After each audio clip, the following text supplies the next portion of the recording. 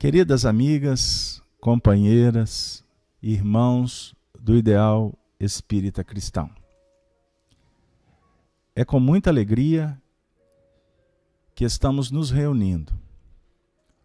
Hoje, dia 7 de junho do ano de 2017. Estamos aqui para realizar o programa de número 39º, em torno do estudo das cartas de Paulo. Abraçamos inicialmente a todos os nossos amigos da rede Amigo Espírita, que nesse momento sintonizam através das diversas expressões de comunicação, como através da transmissão do site, na conta do YouTube. Convidamos vocês a se inscreverem na conta da rede Amigo Espírita, como também através da transmissão pelo Facebook, tanto da rede quanto da nossa instituição FEAC aqui de Belo Horizonte. Que a partir desse momento, aqueles que estão sintonizados através da conta do Google possam também interagir conosco, tendo a nossa tarefeira amiga Cleusa Severino, que está com a missão de moderar os nossos trabalhos. E que então ela possa ser inspirada para nos enviar as participações e vamos tentar, à medida do possível, encaixando-a no contexto do estudo, tentar trabalhar com vocês da melhor maneira possível. Mas de antemão, agradecemos a presença de vocês. Sem vocês, o trabalho, por certo, não teria a dinâmica, a importância que ele vem tomando ao longo do tempo. Hoje, repetindo, estamos no encontro de número 39º. Já é uma grande vitória, embora o trabalho apenas esteja começando, por certo. Queridos amigos, sem delongas, nós vamos retomar o estudo em torno da carta de Paulo aos Romanos, no seu capítulo 6. Nós fizemos alguns versículos no último encontro e nós vamos retomar com a leitura, e eu gostaria de, nesse momento, convidar aqueles que estão acompanhando pelo vídeo que possam verificar o texto que vamos colocar. Mas aqueles que estão acompanhando apenas pela audição, a gente vai fazer a leitura e aí a gente retoma nos comentários. Vamos lá. Então, carta de Paulo aos Romanos, no seu capítulo 6. O texto diz assim para nós a partir do primeiro versículo. Que diremos, pois? Continuaremos pecando para que a graça aumente? De maneira nenhuma. Nós, os que morremos para o pecado, como podemos continuar vivendo nele? Ou vocês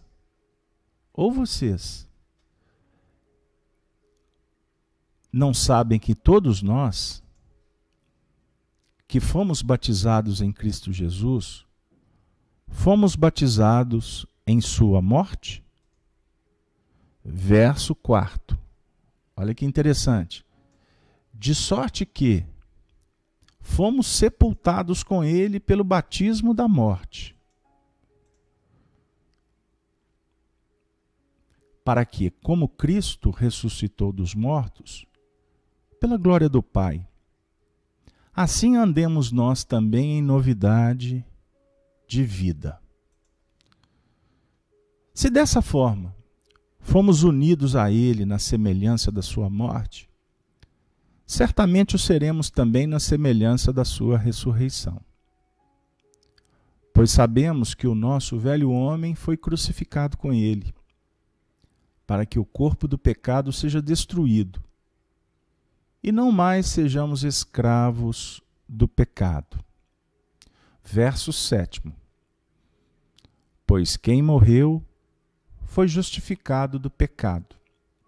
Ora, se morremos com Cristo, cremos que também com ele viveremos.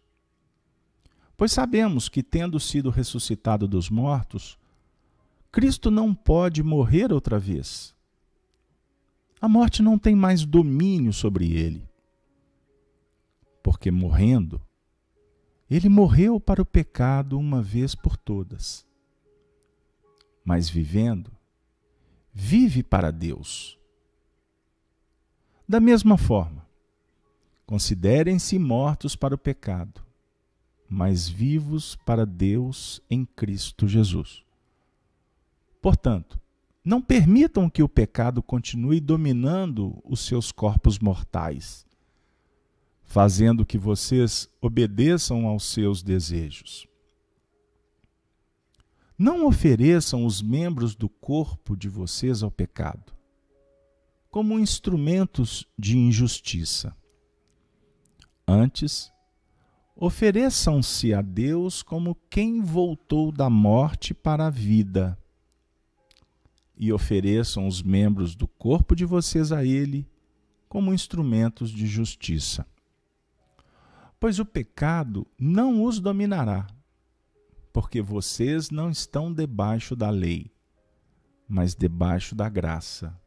Vamos mais um pouquinho. E então, vamos pecar porque não estamos debaixo da lei, mas debaixo da graça? De maneira nenhuma. Vamos ficar por aqui, porque o texto continua até o verso 23, é todo o capítulo. Na última semana, nós caminhamos até o versículo 6. Desculpem, mas eu vou ter que reler. Que diremos então? Continuaremos pecando para que a graça aumente? De maneira nenhuma. Nós, o que morremos para pecado, como podemos continuar vivendo nele? Ou vocês não sabem que todos nós que fomos batizados em Cristo Jesus fomos batizados em sua morte? De sorte que fomos sepultados com ele pelo batismo na morte, para que, como Cristo ressuscitou dos mortos pela glória do Pai, assim andemos nós também em novidade de vida. Se dessa forma fomos unidos a ele na semelhança da sua morte, certamente o seremos também na semelhança da sua ressurreição. Pois sabemos que o nosso velho homem foi crucificado com ele, para que o corpo do pecado seja destruído, e não mais sejamos escravos do pecado. Pois bem, nós temos aqui um grande desafio nesta noite. Inicialmente, eu gostaria de fazer uma pequena conexão sem estender. Vamos relembrar então o que a gente trabalhou na última semana. O texto, endereçado à comunidade dos romanos, os cristãos da época, que sofriam muitas perseguições, que passavam por muitos desafios nos primeiros movimentos do cristianismo.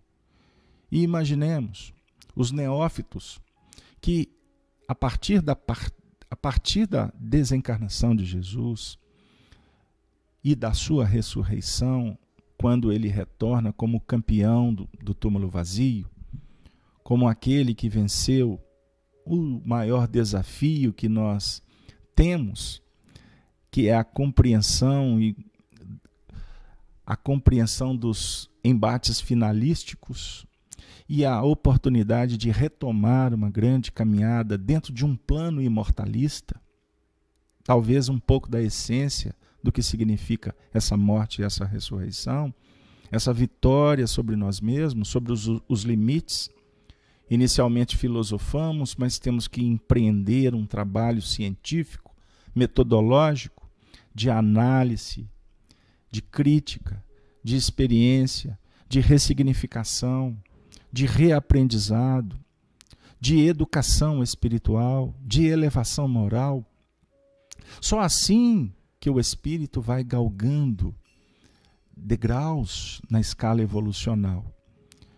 E o Senhor, naqueles tempos, estava, vamos dizer assim, abrindo um contexto novo de vida, porque até então a morte era invencível. Por isso que elegíamos os deuses, os imortais, mas os mortais da terra não tinham acesso à chave que pudesse, então, trazer a grande esperança que é, efetivamente, o vencer este grande mistério, esse grande desafio que é a morte. Jesus retorna e diz assim: agora eu tenho que ir para o Pai. Então vai haver a ascensão definitiva, simbólica, mas no intuito de dizer: agora é convosco. Ele volta para consolar da morte. Ele explica que é possível, mas ao mesmo tempo, como educador, ele apresenta o grande desafio. Agora, discípulo, é com você. Você vai ter que colocar em prática o que eu vos tenho ensinado. Tudo que eu vos disse. Mas não tende preocupações, porque estarei convosco até o fim. Enviarei o Consolador prometido, que estará convosco para sempre. O Espírito de verdade. Simbolicamente, ele se, vamos dizer assim, ele se reorganiza no século XIX, trazendo a doutrina espírita, mas é necessário verificarmos que o Consolador sempre esteve conosco. Em todos os tempos, jamais Jesus deixou os homens abandonados, mas era necessário que os homens crescessem, que os homens aprendessem com o tempo a colocar em prática este grande ensinamento que ele nos legou através dos seus exemplos inquestionáveis. A prática do bem, o amor, a caridade. Porque sem a caridade, não iremos jamais vencer os óbices do caminho, que começam pelos nossos próprios limites. Então, é benevolência, é indulgência, é perdão nas relações, na socialização. São engrenagens esplendorosas que vão nos mostrando realmente o que significa vencer a morte. Naqueles tempos, os discípulos, os cristãos, estavam dando os primeiros passos. Eram espíritos, por certo, com uma condição evolutiva, com experiências que eles trouxeram de outras vidas, para salpicar a terra de exemplos, para que ao longo do tempo pudesse o cristianismo estabelecer, dentro dos pilares do exemplo, o que efetivamente caracterizaria a base de um novo tempo que viria na hora devida. Imaginemos eles cansados, sofridos, necessitados de orientação, tendo aqui, por exemplo, Paulo escrevendo para eles sobre a importância de compreender o pecado e, ao mesmo tempo, a graça. O pecado, o erro, o desvio, a dificuldade, a desarmonia. O pecado, nós vamos começar a pulverizar essa palavra a partir do entendimento. O que é o pecado? O desvio que nós escolhemos, definimos e implementamos no que remonta à lei que vai se manifestando na consciência. Então a consciência diz: meu filho, não é por aí. Mas você insiste. E quando insistimos, nós vamos tropeçar. E quem tropeça cai. E no momento em que caímos, nós vamos lembrar que houvera um sinal, dicas, para que a gente pudesse ou ter cuidado ou não percorrer determinadas sendas. Aí, quando se descobre que a opção não foi a melhor, o pecado abunda. Ou seja, ele toma corpo. Nós tomamos consciência desse desvio. E é interessante porque quando há a tomada de consciência, a gente verifica que a graça, ou seja, a misericórdia, estende as mãos, oferece oportunidade, diz assim: não se turbe o vosso coração, eleve os pensamentos, busque a prece, vamos sair dessa conexão, pare de pensar no mal, não vale a pena, e muito menos divulgá-lo, que é perda de tempo, que ele só macera, só encarcera, só dificulta. Então, essas expressões evolutivas são extraordinárias para a gente entender que quando há queda, há necessariamente, ou por consequência, uma necessidade de entender essa queda. A própria dor ajuda, é buril que vai lapidando. E quando se depara com essa verdade, o espírito compreende que é necessário soerguimento. E depois do soerguimento, como ensina Allan Kardec no livro Céu e Inferno, nós vamos trabalhar no sentido de reparar, no sentido de reajustar, né? No sentido de reharmonizar com as próprias projeções que dimanam de Deus. Por isso que no versículo diz assim, no primeiro versículo, permaneceremos no pecado para que a graça abunde? Não. Nós estamos entendendo um mecanismo, mas nós vamos continuar optando deliberadamente pelo desvio? Porque a gente sabe que a graça vai nos ajudar? Que a misericórdia vai nos dar outra oportunidade? Não. Não é esse o convite que o Paulo está trazendo para nós como reflexão. Aí ele diz assim no versículo 2, nós que estamos mortos para o pecado, como viveremos ainda nele? O que está morto para o pecado? É ter o conhecimento, é ter o entendimento do que ocasionou e das dores, das marcas que o desvio insculpe em nós. Então Paulo diz, a gente sabe que nós vamos ser atendidos. Nós já entendemos que o mundo espiritual vai nos ajudar. Mas nós vamos continuar nessa? Jamais. Cristãos, as vozes dos céus descem para nos dizer que é necessário que superemos, que vençamos estes limites. Até quando tu vai ficar deitado nessa cama macerado, arrependido? Ou melhor, alimentando a culpa, vibrando nas faixas do remorso. Não, Paulo está dizendo não. Levanta daí, amigo. Levanta.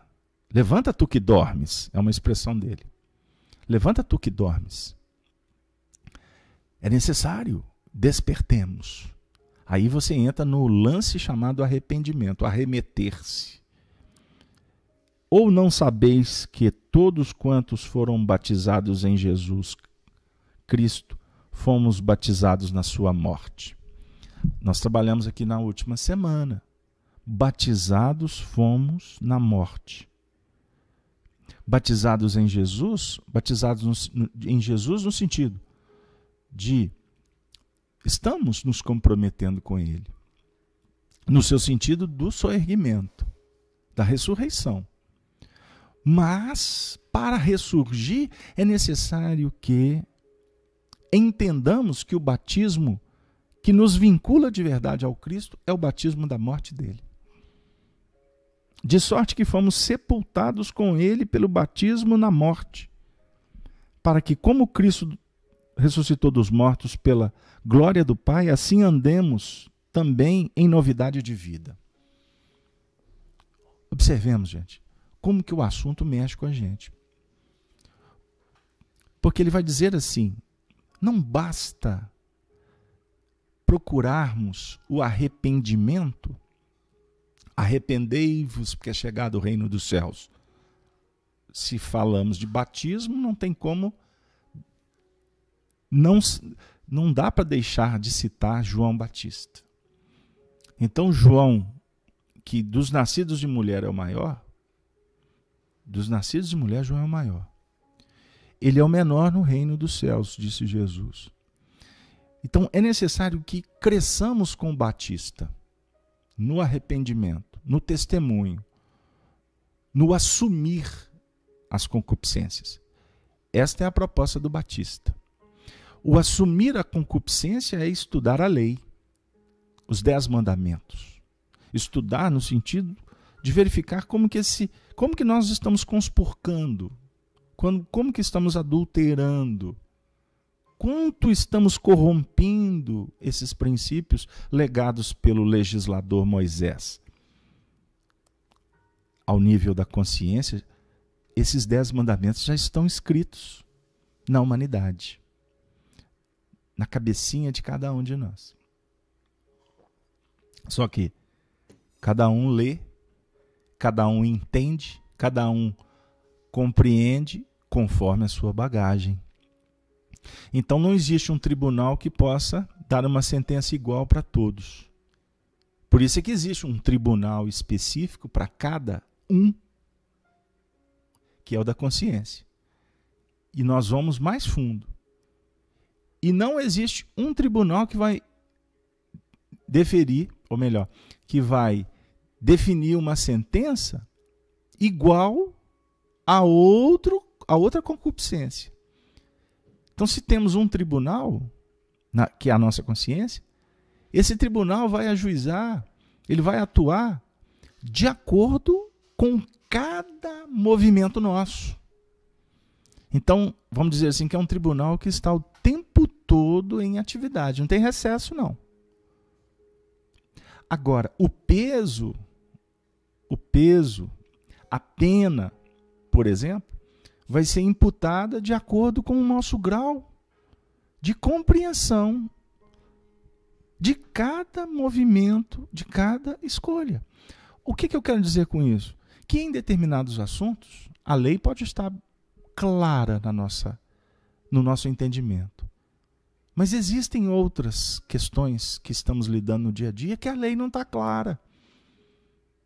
Então ninguém pode se bastar com o que tem em termos de entendimento e de sabedoria. É um grande equívoco o indivíduo julgar que sabe, porque sabemos que nada sabemos. Isso está mais que claro. Sócrates disse lá atrás. E hoje a gente está vendo, nós estamos verificando que cada um tem muito que oferecer.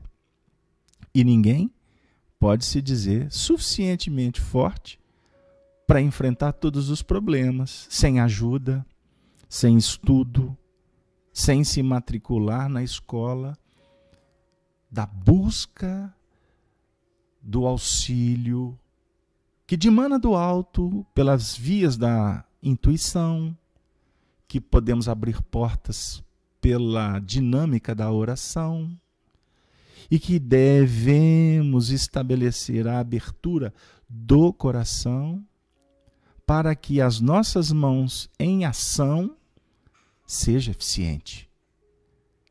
Por isso precisamos da ajuda dos espíritos. Não podemos abrir mão do livro.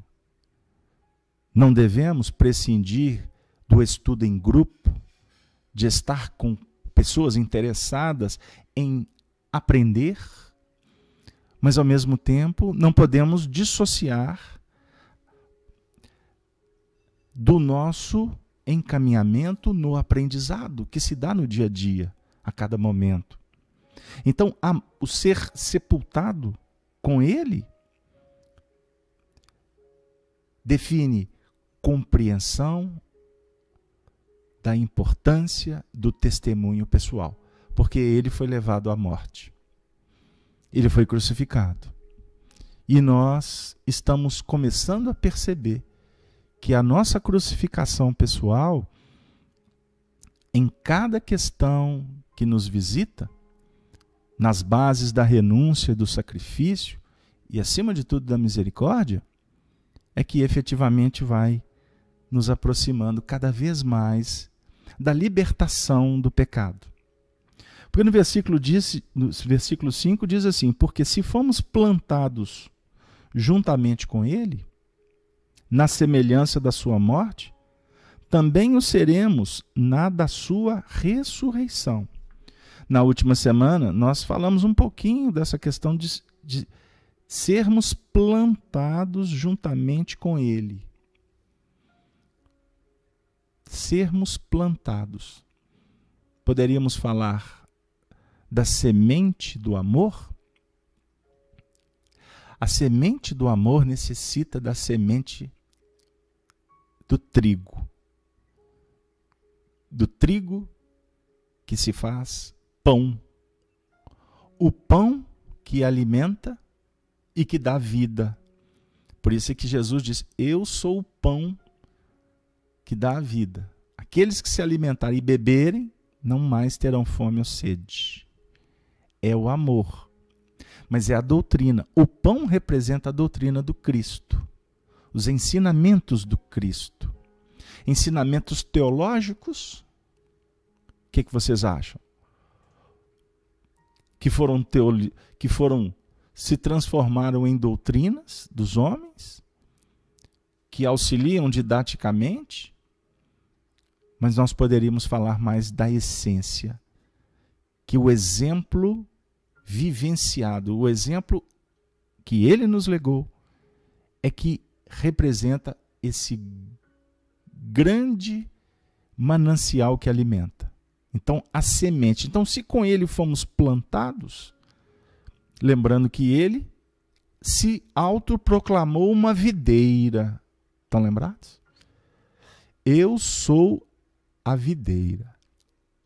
Ele falou para os discípulos no capítulo 15 do Evangelho de João: e vós sois a vara, ou as varas. A vara que não estiver em mim secará e será atirada fora no fogo para a transformação. A vara que não está conectada no Senhor, ela não vai ser irrigada pela seiva. E o que faz a seiva passar pelas varas é exatamente a produção que a nossa mente vai favorecendo para que nós nos robustecemos. É necessário trabalhar, é necessário colocar a mão na massa.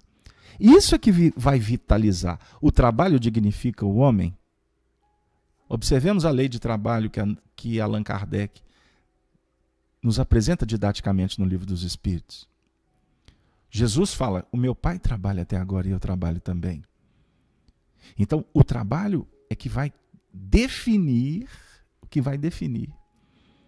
o merecimento, que vai trazer para a mesa o pão. Então, de acordo com o trabalho, de acordo com o esforço, nós nos alimentaremos. Então, ser plantado com o Cristo é aquela semente que desce dos céus, que é semente que é divina. É a semente do Cristo. E que vai ser depositada na terra para que haja produção. Olha que interessante como que a gente pode caminhar com o Evangelho. Então, se fomos plantados juntamente com ele na semelhança da sua morte, também o seremos da sua ressurreição. Porque a morte dele é diferente da morte do homem terreno. A morte do Cristo é a morte, no seu sentido, da dinâmica operacional que ressurge em uma vida imortal. A morte do homem é a morte no pecado. É a escravidão diante da escolha. Por isso é que o próprio Senhor nos afirma, na descrição de João, por exemplo, no capítulo 8, no seu versículo 34 em diante: aquele que comete pecado é servo do pecado. Por isso é que ele disse no anterior: conhecereis a verdade vos libertará. A verdade, ela liberta o pássaro, a águia, para ela voar, desenvolver as suas asas. Agora, o pecado faz dessa águia um abutre que vai se alimentar de excrementos ou de carne podre. Olha que interessante. É o inverso. Nós podemos aqui simbolizar uma ave que se transforma ou uma ave que degreda. Degradado, a alimentação será a possível. Libertados, a alimentação será abundante. São imagens que o Evangelho nos favorece. No versículo 6, olha como é que Paulo nos chama para reflexões de profundidade. No versículo 6 ele diz assim: sabendo isto, que o nosso homem velho foi com ele crucificado, para que o corpo do pecado seja desfeito, para que não sirvamos mais ao pecado.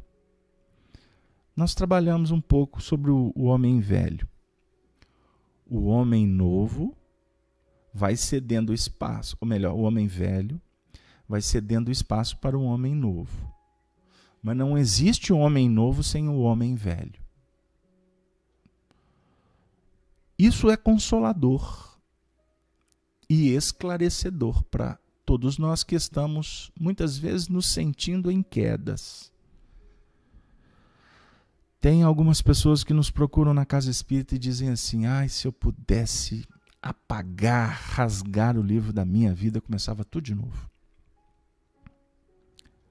Aí a gente espera, deixa a pessoa falar, deixa ela colocar suas dores, expor um pouquinho as suas dificuldades. Aí os assuntos vão fluindo. Atendimento fraterno é assim, né? Que a gente humildemente realiza. Aí a gente fala assim: mas e a doutrina? O que a doutrina traz para nós? A doutrina nos esclarece da imortalidade. O Evangelho nos fala de Jesus presente. E então, vamos pensar uma coisa, quem sabe? O que garante a nossa permanência hoje aqui fazendo o estudo é o homem velho, que está sendo abençoado pelo Cristo. A providência divina está atuando nesse homem velho que todos nós trazemos. Se nós ficarmos olhando para o homem velho, a gente não anda, sem dúvida. Inclusive, quando você começa a ver um pouquinho de luz, parece que o homem velho fica descoberto. É assim. É o que aconteceu com Adão, quando ele comeu do fruto da árvore da ciência do bem e do mal. Ele descobriu, foi revelado. E a revelação incomoda. Então, doutrina espírita para nós, a doutrina espírita para nós é um farol que está nos mostrando um pouco da nossa história, porque não revela tudo. Não revela tudo. Nem pode e nem deve. Porque ficaríamos constrangidos. Ah, mas se eu pudesse ser um homem bom, uma pessoa perfeita, sem problemas. Amigo, só da gente estar pensando assim já é uma grande vitória. Porque significa que você está descobrindo que existe um universo para você desbravar, para você viajar. Existe tantas coisas boas. Só que a gente quer beber de uma água limpa e depois voltar e dizer que todo o manancial que utilizávamos não presta. Não é assim que funciona. Não pode. O nosso passado, ele precisa de ser observado como um manancial que nos dá a condição de entender daqui para frente. Então devemos olhar para nós, ficar admirado dos nossos erros? Não.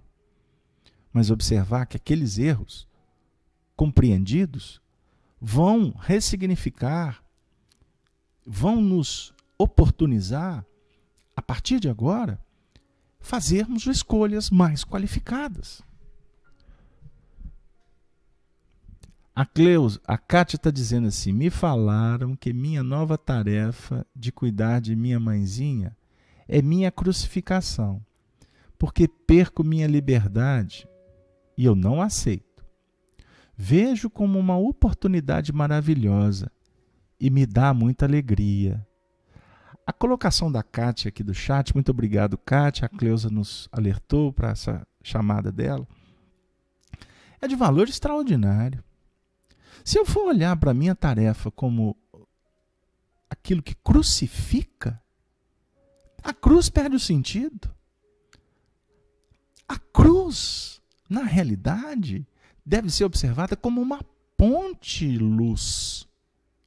Ponte de luz. Cruz é espada. Não existe trajetória evolutiva libertadora sem entender o papel da cruz. Vocês já viram, lógico, vocês já estudaram, já tiveram informações. Eu não tenho um símbolo aqui na mão da cruz suástica usada pelos nazistas. Por que os nazistas adotaram aquele símbolo? Foram eles que desenharam? Lógico que não. A suástica, na realidade, existe dois tipos de roda que representa a evolução. A suástica, que tem, parece que na cruz, na ponta dela, do lado direito é voltado para baixo e do lado esquerdo voltado para cima. É o símbolo da roda cíclica da chamada evolução setenária. E existe a outra suástica, que ela tem as pontas voltadas no sentido inverso, a definir que toda subida evolutiva ela tem um movimento contrário na descendência. Alguns autores falam de ascensão e queda, mas na realidade são rodas que representam as etapas, os ciclos de evolução, que se caracterizam pelo um processo de aprendizado maravilhoso. Você sobe, como agora. Nós estamos aqui subindo. Ah, Carlos Alberto, nós estamos fazendo pressa, então nós estamos subindo. Não pensa que o céu, os espíritos superiores estão lá no alto. Porque a questão não é alto e baixo. A questão é a dinâmica evolucional mais sutil ou mais densa. Tudo está dentro de tudo. Então aqui agora, nesse espaço, esse espaço é ocupado por mim numa faixa de tempo e espaço que eu dou conta de vibrar. Mas dentro dessa faixa de espaço e tempo, existe repercussão de espaço e tempo mais denso, mais limitado, e espaço e tempo mais amplo e mais sutilizado. Então, quando você sobe ou que você reflete sobre um assunto, você está buscando inspiração, mas ao mesmo tempo, quando você sobe, você está descendo. Porque você sobe procurando informação, mas você, para entender a informação que você está buscando lá no alto, você está relendo, você está descendo, você está buscando na base do seu psiquismo aqueles elementos que vão te dar condição de entender o que você está procurando lá no alto.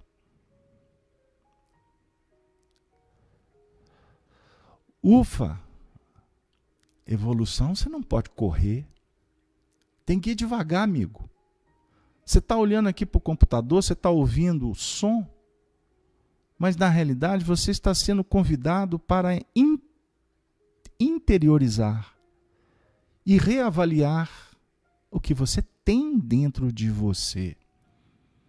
Então, o trabalho que exige esforço, coragem, fé, ele pode ter uma base que me vincula ao passado? Sem dúvida. Sem dúvida. Você está cuidando da sua mãe? Você pode cuidar da sua mãe feliz. Você pode cuidar da sua mãe cumprindo um dever. Você pode cuidar da sua mãe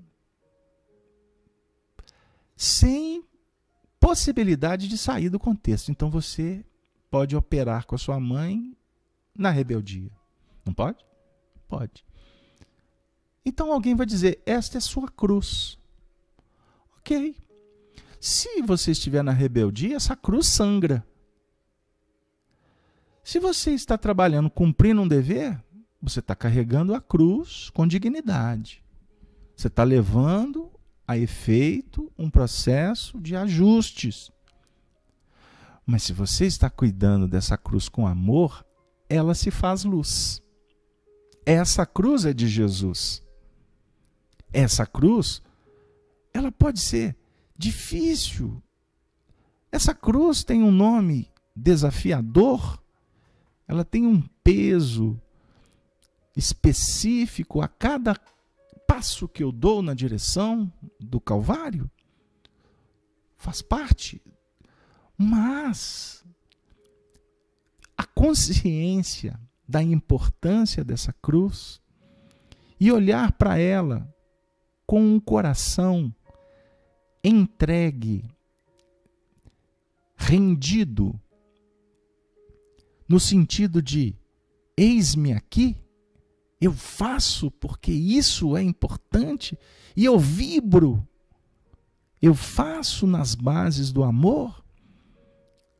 Essa luz não tem sangue, você não vê sangue nela. Quem está do lado pode até ver, pode até estar vendo assim o rastro, mas para você é uma grande oportunidade de amar. E olha que é a sua mãe, mas podia ser o seu marido, podia ser o filho, podia ser sua esposa. Vocês já imaginaram quando é bendito que tem que cuidar, o bendito que tem que cuidar da sogra? É a segunda mãe, pode ser a primeira. O Chico Xavier falava daquela que foi a segunda esposa do marido, ou melhor, do pai dele, a dona Cidália Batista. O Chico falava que ela era a segunda mãe dele. O Chico jamais disse que ela era madrasta dele. Porque Maria João de Deus, no leito de morte, antes da desencarnação, disse: meu filho, se falarem para você que eu morri, ela morreu no hospital, mas se falarem para você que eu morri, não acreditem neles, porque eu não morri. Eu vou ficar com você. Olha que presciência, olha que clarividência. E ela disse: e fique tranquilo, porque eu estarei mesmo com você. E mais à frente, depois de desencarnada, ela disse para ele: tem de bom ânimo, meu filho, você não vai ficar sozinho, o Senhor vai me enviar um anjo para a sua vida. Um anjo, foi assim que Chico Xavier falava de Cidália Batista. E ele ficou do lado dela até quando ela também veio a desencarnar. Eis um dos motivos que o Chico dizia que a vida dele era um curso permanente de despedidas. Um curso permanente de despedidas. Essa frase vocês não vão encontrar em nenhum documento, porque esse documento ainda não está na mão do público, mas virá no momento que Deus assim autorizar. Me desculpem se eu não respondi à altura, porque seria pretensão de minha parte. O versículo 7 diz assim: porque aquele que está morto está justificado no pecado. Ou seja, aqui está definindo o seguinte, que o que está morto justifica o pecado. Com Jesus, a ressurreição transcende o pecado, faz do pecado o degrau para ascender, para se desenvolver e para viver uma nova etapa. Versículo 8. Ora, se já morremos com Cristo, cremos que também com Ele viveremos, sabendo que, havendo Cristo ressuscitado dos mortos, já não morre. A morte não mais terá domínio sobre ele. Versículo 8. A morte já não mais terá domínio sobre ele. Então, após o soerguimento, após a ressurreição, após aquele movimento de ter a convicção do consolo, porque o consolo, ele chega para nós. Num primeiro momento a gente pode não compreendê-lo, mas quando a gente verifica pelo sentimento, com o coração aberto, o valor, jamais ele será esquecido. Então o consolo passa a ser o motivo para que a gente possa continuar adiante, para que a gente possa se matricular numa nova escola. Estamos quedados, mas estamos sendo tratados. Olha que bênção. Aquela pessoa que te telefonou para te dizer assim, fica firme, você vai conseguir. Aquela equipe que foi lá oferecer o passe magnético, estamos com você, você não está sozinho. Ou aquelas preces que a gente pode nem saber que elas estão chegando, mas tudo isso faculta para nós um movimento que precisa de ser consolidado. O continuar nessa nova etapa. A nova etapa ela não se abre de uma hora para outra. Essa nova etapa, eu posso assim dizer com um pouquinho de esclarecimento que a gente vai tendo com a doutrina, que essa nova etapa que está na sua porta aqui, ela iniciou talvez lá na sua queda. Foi necessário que houvesse o tropeço. Porque se não houvesse esse tropeço, você não tinha caído. Olha que interessante. Então, da mesma forma que a reencarnação não começa na hora da concepção, a reencarnação começa antes. Os espíritos são aproximados dos pais. Na hora da concepção já tem vínculo. Então não interrompa. Se não for para se preservar a vida da mãe. Não interrompa. Não interrompa. Da mesma maneira que esse passo agora que nós temos que dar, ele, por certo, precisa ser compreendido que a providência divina talvez nos encaminhou a possibilidade, mas nós não quisemos. E no momento em que optamos pela ilusão e com isso caímos, a providência divina observava a gente e dizia, vão cair, mas vão soerguer. Haverá, então, uma nova condição. E ela está nas nossas mãos a partir de agora. Então, fica para nós o versículo 9 de hoje como a base para o estudo da próxima semana. Sabendo que, havendo Cristo ressuscitado dos mortos, já não morre. A morte não mais terá domínio sobre ele. E para concluir as reflexões da noite, nós vamos trazer Emmanuel na lição do livro Justiça Divina, psicografado pela nossa alma querida Francisco Cândido Xavier, quando ele diz assim: quando nascestes na terra, assemelhavas-te ao pássaro semi-morto que atormenta a remessa em esquecida concha da praia. Mas apareceu sobre-humana ternura num coração de mulher. E fostes, pelas maternas mãos, lavado e alimentado milhares de vezes, simplesmente por amor, a fim de recuperares a consciência. Quando o véu da ingenuidade infantil te empanava a cabeça, afligindo os que mais te amavam, o professor percebeu a inteligência que te fulgia no olhar e entregou-te a riqueza imarcessível da escola.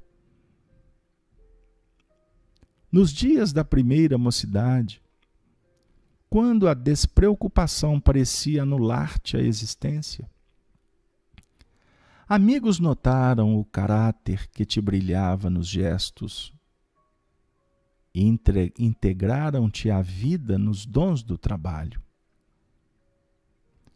Na enfermidade, quando muitos duvidavam da tua capacidade de reerguimento, o médico verificou que uma força sublime te atuava nas mais íntimas células e estendeu-te, confiante, o remédio eficaz.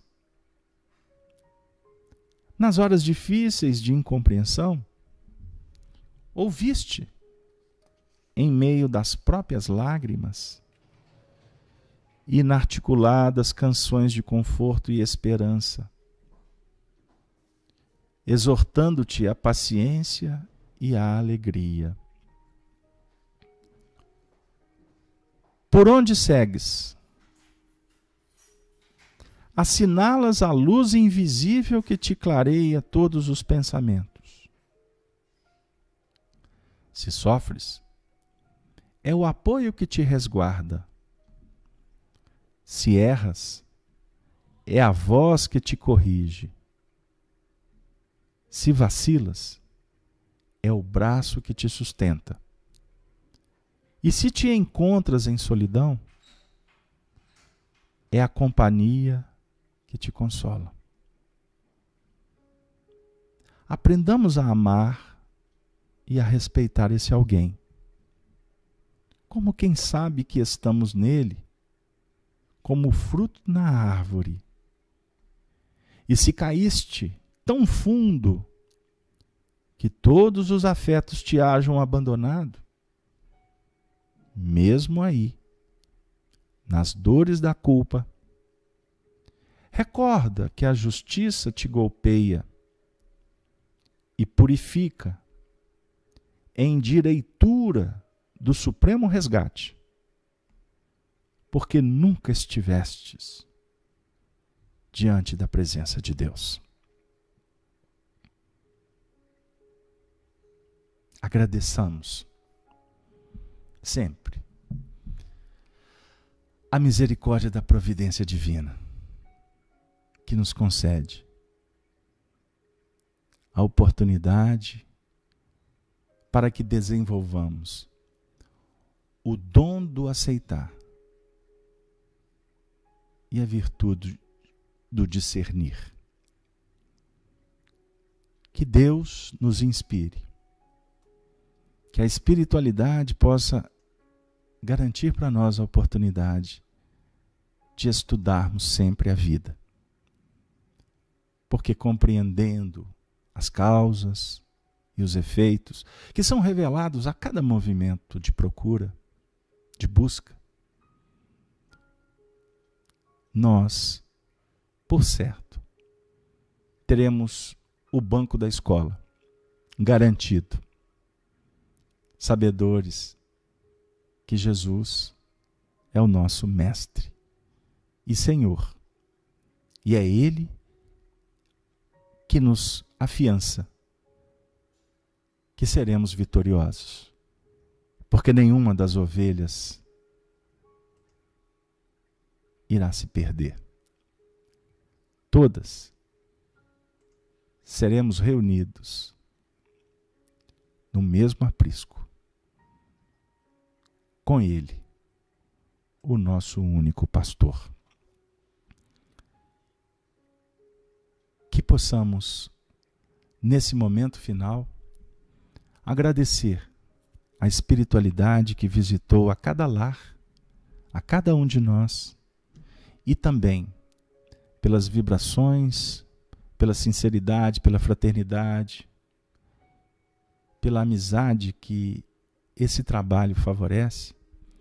Nós não temos dúvida de que muitos sofredores, estejam eles encarnados ou desencarnados, foram favorecidos pela luz que aqui foi estabelecida por cada um de vocês, dentro dessa grande rede que nos vincula cada vez mais ao amor do Senhor. Tenhamos todos uma boa noite e, com a saudação dos cristãos dos primeiros tempos, nós nos despedimos dizendo: Ave, Ave, Ave Cristo. Que assim seja. Louvado seja o Senhor. Boa noite para todos.